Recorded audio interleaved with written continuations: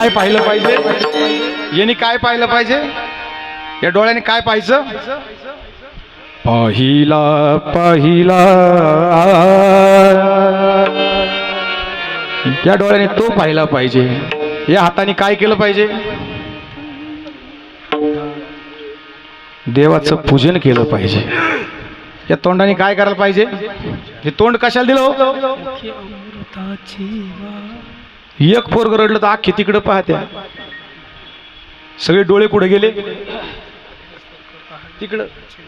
डोळे कासाठी आहे? देवाचं रूप पाहायला. तोंड कशाला दिलं? जिलेबी बालुशाही खायला, बरोबर ना? राम भजन को दिया कमल मुख, राम भजन को दिया, राम भजन को दिया कमल मुख, राम भजन को दिया, राम भजन को दिया कमल मुख, राम भजन को दिया, राम भजन को दिया कमल मुख, राम भजन को दिया. खाया पिया सुख से सोया, नाहक जन्म को खोया.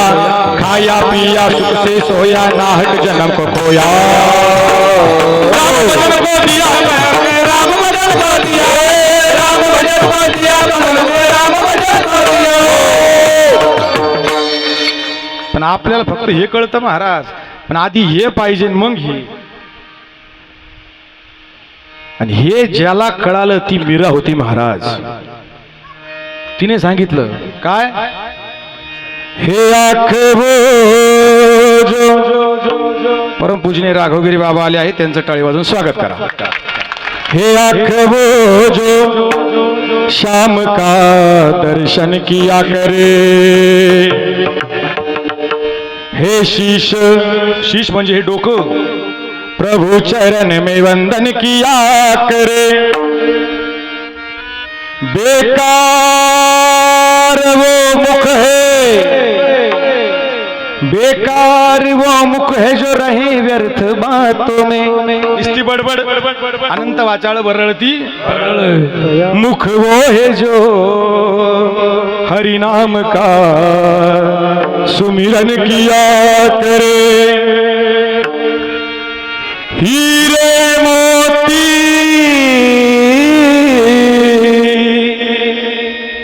हीरे मोती से नहीं शोभा है हाथ की. हाथ वो है जो प्रभु चरण को वंदन किया करे. मर कर भी अमर नाम है उस जीव का जग में. प्रभु प्रेम में बलिदान जो